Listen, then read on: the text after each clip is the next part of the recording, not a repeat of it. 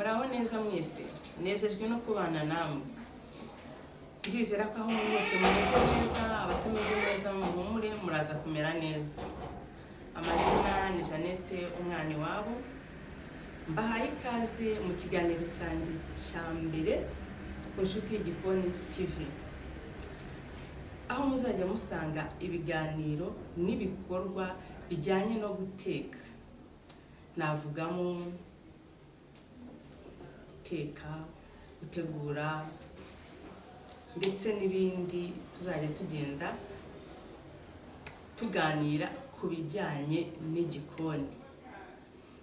Hanyuma rero ushaka kunkurikira wandika ijambo Inshuti y'Igikoni TV, hanyuma ukabona ibiganiro byanjye uko bizajya bigenda bikurikirana. Hanyuma rero nagira ngo mbahe ikaze, tujye tubana, ni mwe imbaraga zanjye, ni mwebwe nje nsanga, mumfashe nanjye mbafashe.